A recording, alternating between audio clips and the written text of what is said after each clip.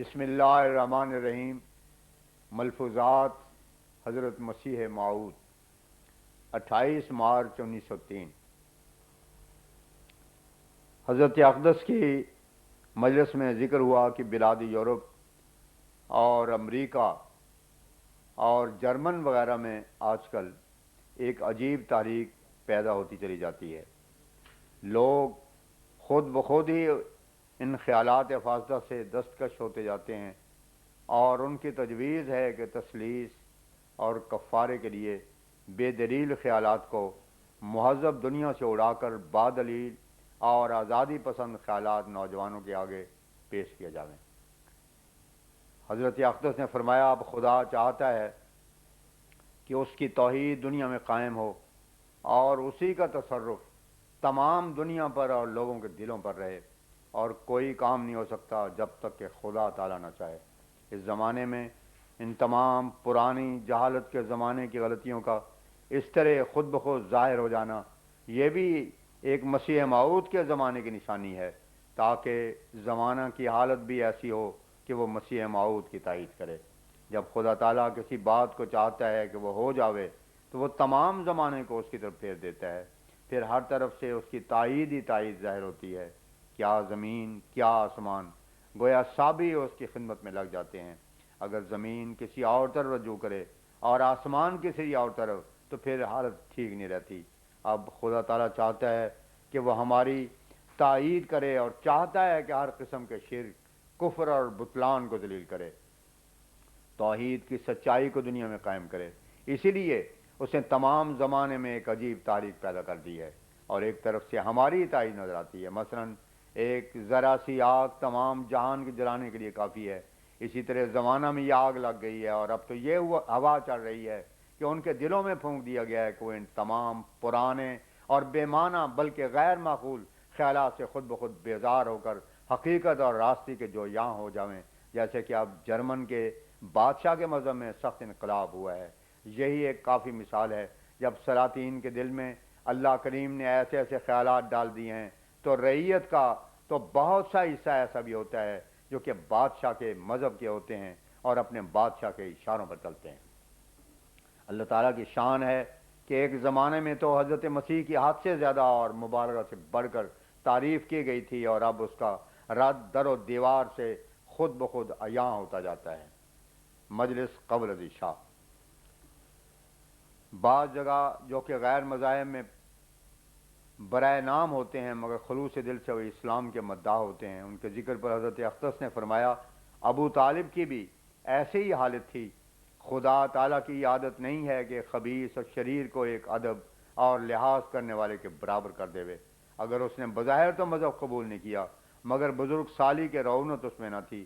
احادیث میں بھی اس قدر تحقیقات کہیں نہیں ہوئی ہے۔ ممکن ہے کہ اس نے کبھی کلمہ پڑھ دیا ہو، بجوز اعتقاد کے محبت نہیں ہوا کرتی۔ اول عظمت دل میں بیٹھتی ہے، پھر محبت پیدا ہوتی ہے۔ ایک ذکر پر فرمایا، 1 سال سے زیادہ عرصہ گزرا ہے کہ میں نے گوشت کا منہ نہیں دیکھا ہے، اکثر مسی روٹی بیسنی یا اچار اور دال کے ساتھ کھا لیتا ہوں، آج بھی اچار کے ساتھ روٹی کھائی ہے۔ پھر فرمایا، 1 سال کی عمر میں نسخ ہوتا رہتا ہے، انبیاء کی زندگی میں بھی نسخ ہوتا ہے، اس لیے اول حالت آخر حالت کے ساتھ مطابق نہیں ہوا کرتی۔ جسمانی حالتوں میں بھی نسخ دیکھا گیا ہے۔ 29 مارچ 1903، مجلس قبل از عشاء۔ فرمایا، صلیب چونکہ جرائم پیشہ کے واسطے ہے، اس واسطے نبی کی شان سے بعید ہے کہ اسے بھی صلیب دی جاوے۔ اس لیے تورات میں لکھا تھا کہ جو کاٹ پر لٹکایا جاوے وہ ملعون ہے۔ عاشق وغیرہ جو خبیث امراض خبیث لوگوں کو ہوتے ہیں، اس سے بھی انبیاء محفوظ رہتے ہیں۔ نفس قتل انبیاء کے لیے معیوب نہیں ہے، مگر کسی نبی کا قتل ہونا ثابت نہیں ہے۔ جس آلے سے خبیث قتل ہو، اس آلے سے نبی قتل نہیں ہوتا۔ خوشخطی پر فرمایا کہ حسن تناسب اعضاء کا نام ہے، جب تک یہ نہ ہو ملاحت نہیں ہوتی۔ اللہ تعالیٰ نے اسی لیے اپنی صفت فسوا کا فعدلہ کا فرمائی ہے۔ الانفطار آیت 8۔ عدلہ کے معنی تناسب کے ہیں کہ نسبتی اعتدال ہر جگہ ملحوظ رہے۔ 30 مارچ 1903۔ بعد ادائے نماز مغرب ایک صاحب نے کسی شخص غیر حاضر کی طرف سے مسئلہ دریافت کیا کہ اس نے غصے میں اپنی عورت کو طلاق دی ہے اور لکھ بھی دی ہے، مگر ایک ہفتے کے قریب گزرنے پر وہ رجوع کرنا چاہتا ہے، اس میں کیا ارشاد ہے؟ حضرت اختص نے فرمایا جب تک وہ شخص خود حاضر ہو کر بیان نہ کرے ہم نہیں فتویٰ دے سکتے۔ فرمایا لوگ اس نعمت سے بے خبر ہیں کہ صدقات اور دعا اور خیرات سے رد بلا ہوتا ہے۔ اگر یہ بات نہ ہوتی تو انسان زندہ ہی مر جاتا۔ مصائب اور مشکلات کے وقت کوئی امید اس کے لیے تسلی بخش نہ ہوتی، مگر نہیں، اسی نے لا یخلف المیعاد فرمایا ہے، لا یخلف الوعید نہیں فرمایا۔ اللہ تعالیٰ کے وعید معلق ہوتے ہیں جو دعا اور صدقات سے بدل جاتے ہیں۔ اس کی بے انتہا نظیریں موجود ہیں۔ اگر ایسا نہ ہوتا تو انسان کی فطرت میں مصیبت اور بلا کے وقت دعا اور صدقات کی طرف رجوع کرنے کا جوش ہی نہ ہوتا۔ جس قدر راست باز اور نبی دنیا میں آئے ہیں، خواہ وہ کسی ملک اور قوم میں آئے ہوں، مگر یہ بات ان سب کی تعلیم میں یکساں ملتی ہے کہ انہوں نے صدقات اور خیرات کی تعلیم دی ہے۔ اگر خدا تعالیٰ تقدیر کے معاف اور اس بات پر قادر نہیں تو پھر یہ ساری تعلیم فضول ٹھہر جاتی ہے، اور پھر ماننا پڑے گا کہ دعا کچھ نہیں، اور ایسا کہنا ایک عظیم الشان صداقت کا خون کرنا ہے۔ اسلام کی صداقت اور حقیقت دعا ہی کے نقطے کے نیچے مخفی ہے، کیونکہ اگر دعا نہیں تو نماز بے فائدہ، زکوٰۃ بے سود، اور اسی طرح سب اعمال معاذ اللہ لغو ٹھہرتے ہیں۔ ہمارے مخالف ہر طرف سے کوشش کرتے ہیں کہ ہمارے نابود کرنے میں کوئی دقیقہ فروگزاشت نہ کریں، ہر قسم کی تدبیریں اور منصوبے کرتے ہیں، مگر ان کو معلوم نہیں کہ خدا تعالیٰ پہلے ہی ہم کو تسلی دے چکا ہے، مکروا ومکر اللہ واللہ خیر الماکرین۔ خدا کے ساتھ لڑ کر کبھی کوئی کامیاب نہیں ہو سکتا، ان کا بھروسہ اپنی تدابیر اور حیل پر ہے، اور ہمارا خدا پر کوئی مشکل اور کوئی مصیبت رہ سکتی ہی نہیں۔ اگر کوئی شخص استقامت اور صبر اپنا شیوا کر لے اور خدا تعالیٰ پر توکل اور بھروسہ کرے، خدا داری کے غم داری۔ نشانات جو ظاہر ہوتے ہیں یہ اسی طرح ظاہر ہوتے ہیں جیسے ایک بچہ پیدا ہوتا ہے۔ ایک رات تک تو ماں خیال کرتی ہے کہ میں مر جاؤں گی، اور وہ درد دے کی تکلیف سے قریب المرگ ہو جاتی ہے۔ اسی طرح پر نبیوں کے نشان بھی مصیبت کے وقت ظاہر ہوتے ہیں۔ نشان کی جڑ دعا ہی ہے، یہ اسم اعظم ہے اور دنیا کا تختہ پلٹ سکتی ہے۔ دعا مومن کا ہتھیار ہے، اور ضرور ہے کہ پہلے ابتحال اور اضطراب کی حالت پیدا ہو۔ 2 اپریل 1903 دربار شام۔ فرمایا اللہ تعالیٰ کا ہمارے ساتھ بھی عجیب معاملہ ہے۔ ہمارا یہ الہام کہ انت منی بمنزلت توحیدی و تفریدی ایک نئی طرز کا الہام ہے۔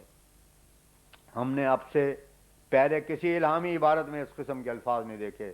اس کے معنی جو ہمارے خیال میں آتے ہیں یہ ہیں کہ ایک شخص بمنزلہ توحید ہی ہوتا ہے جو ایسے وقت میں معمور ہو کہ جب دنیا میں توحید الہی کی نہایت ہتک کی گئی ہو اور اسے نہایت ہی حقارت کی نگاہ سے دیکھا جاتا ہو۔ ایسے وقت میں آنے والا توحید مجسم ہوتا ہے۔ ہر شخص اپنا ایک مقصد اور غایت مقرر کرتا ہے، مگر اس شخص کا مقصود و مطلوب اللہ تعالیٰ کی توحید ہی ہوتی ہے۔ وہ اللہ تعالیٰ کی توحید ہی ہوتی ہے۔ وہ اللہ تعالیٰ کی توحید کو اپنے طبعی جذبات اور مقاصد سے بھی مقدم کر لیتا ہے، اپنی ساری ضرورتوں کو پیچھے ڈال دیتا ہے۔ اسی طرح پر ہر ایک شخص کا اپنے مقاصد کا ایک بت ہوتا ہے اور وہ اس تک پہنچنا چاہتا ہے، مگر یہ اللہ تعالیٰ ہی کے اختیار میں ہوتا ہے کہ اس تک پہنچا دے یا اس کی عمر کا پہلے خاتمہ کر دے۔ وہ اپنے مال یا عزت و آبرو و بال بچوں یا دوسرے حوائج کے لیے تڑپتا ہے اور بے خود ہوتا ہے، اور بسا اوقات لوگ انہیں مشکلات میں پڑھ کر خودکشی بھی کر لیتے ہیں، مگر وہ شخص جو خدا تعالیٰ کی طرف سے معمور ہو کر آتا ہے اس کا یہی جوش خدا تعالیٰ کی توحید کے لیے ہو جاتا ہے، اور اپنی نفسانی خواہشوں کے بجائے خدا تعالیٰ کی توحید کے لیے مضطرب اور بے خود ہوتا ہے۔ میں سمجھتا ہوں کہ ایسے وقت میں یہ الفاظ خدا تعالیٰ کی طرف سے آتے ہیں کہ انت منی بمنزلت توحیدی و تفریدی، کیونکہ اللہ تعالیٰ کو اپنی توحید بہت ہی پیاری ہے۔ یہ توحید تھی جس کے واسطے اللہ تعالیٰ نے کبھی وبا، کبھی قحط اور کبھی اپنے پیارے انبیاء علیہ السلام کے ہاتھ کی تلوار سے اس کے قیام کے واسطے ہزاروں مشرک جانوں کو تباہ کر دیا۔ مکہ اور مدینہ منورہ کے حالات بھی صرف اسی کی خاطر پیچیدہ ہوئے تھے۔ موسیٰ علیہ السلام کا معاملہ بھی اسی توحید کے لیے تھا۔ فرمایا عقیدہ ہی سے اعمال میں قوت آتی ہے، جیسا قوی اور کامل عقیدہ ہو ویسے ہی اس کے مطابق اعمال صادر ہوں گے۔ اگر عقیدہ ہی زنگ آلود اور کمزور اور مردہ ہوگا تو پھر اعمال کی کیا توقع ہو سکتی ہے؟ اگرچہ ظاہر اعمال نماز روزہ میں تو مسلمان باہم مشترک ہیں اور اکثر بجا لاتے ہیں، مگر پھر ان کے نتائج میں برکات کے اختلاف کو جو باعث جو ہے تو صرف یہی عقیدہ ہے۔ جن کے عقائد عمدہ اور کامل ہوتے ہیں ان کے لیے نتائج بھی عمدہ اور برکات کثرت سے نازل ہوتے ہیں، مگر کمزور ایمان والے اپنے اعمال کی قوت پر تو نگاہ نہیں کرتے، برکات کے نہ ملنے کی شکایت کرتے ہیں۔ پھر فرمایا محبت اور عقیدت کی توجہ تو ایک جدا امر ہے، مگر عداوت کی توجہ بھی بے فائدہ نہیں ہوتی بلکہ مفید ہوتی ہے۔ دیکھو حضرت صلی اللہ علیہ وسلم کے مکے کے زمانے میں آپ کے مقابل میں محبت اور عقیدت کی توجہ تو نہایت ہی کم بلکہ کچھ نہ تھی، مگر عداوت کی توجہ کامل طور سے تھی، اور آخر یہی عداوت کی توجہ آپ کی عام لوگوں اور عرب کے کناروں تک شہرت پہنچانے کا باعث ہو گئی، ورنہ آپ کے پاس اس وقت اور کیا ذریعہ تھا جو اپنی دعوت کو اس طرح شائع کرتے؟ آپ کے واسطے اس وقت تبلیغ کا پہنچانا نہایت مشکل تھا، مگر خدا تعالیٰ نے یہ کام کیا کہ دشمنوں ہی کے ہاتھوں سے ایسا کرا دیا۔